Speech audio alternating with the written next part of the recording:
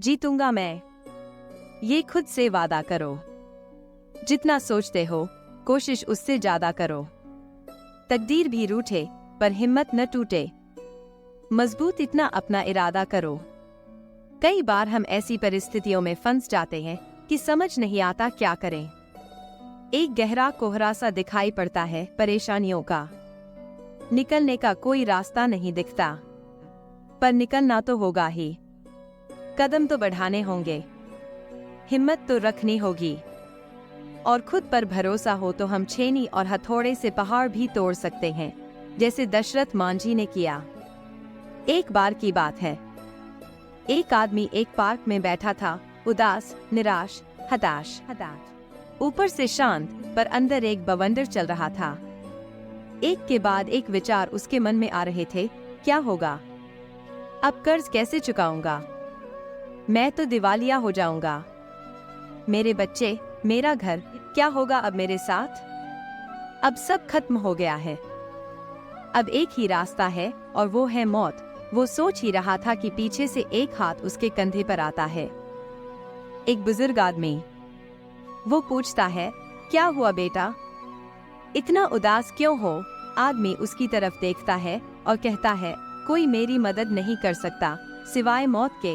बुजुर्ग फिर कहता है, अरे ऐसा क्या हुआ? मुझे बताओ, मैं तुम्हारी मदद करूंगा। अब वो आदमी थोड़ा नाराज होकर कहता है, आप क्या करेंगे मेरी मदद? मुझे $5 लाख चाहिए। बुजुर्ग मुस्कुराता है, अपनी चेकबुक निकालता है और $5 लाख का चेक बनाकर उस आदमी को थमा देता है। ये रखो, इससे अपना कर्ज चुका देना और ठीक 1 साल बाद मुझे चुकता कर देना। मेरा नाम जॉन डी रॉकफेलर है। नाम तो सुना ही होगा तुमने।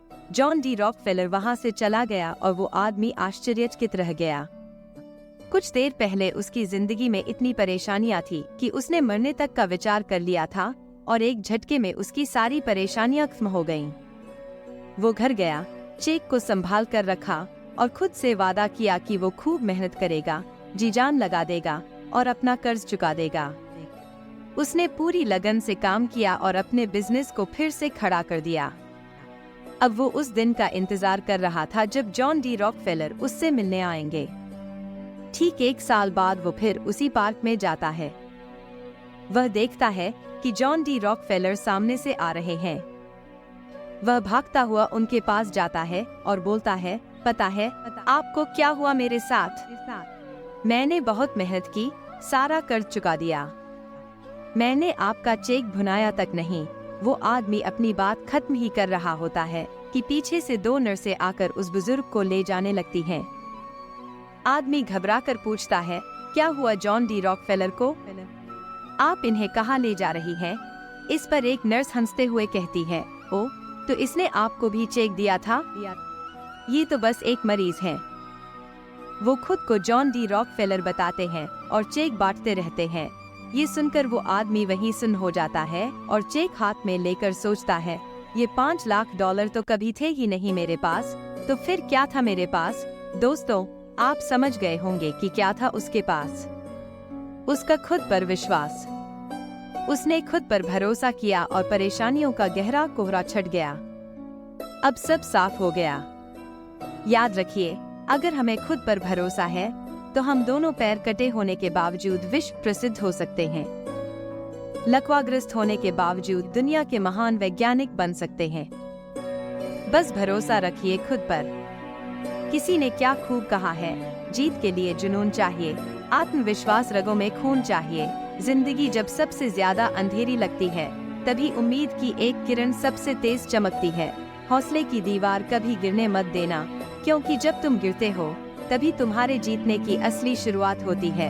हम टूटते तब हैं जब हम खुद से हार जाते हैं, और जीतते तब हैं जब हम खुद को माफ कर आगे बढ़ते हैं। सपनों का टूटना भी जरूरी है, क्योंकि तभी हम असली दुनिया को जीतने की राह पर कदम बढ़ाते हैं।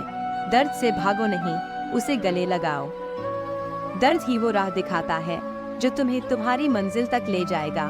जब दिल में विश्वास हो और इरादे बुलंद हो, तो हर मुश्किल पहाड़ भी रास्ता बन जाता है। कभी कभी हारने के बाद ही इंसान को जीतने की असली वजह मिलती है।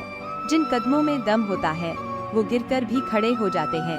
अगर डर तुम्हें रोक रहा है तो याद रखना, डर भी तुम्हारी उम्मीद से ही जीतता है।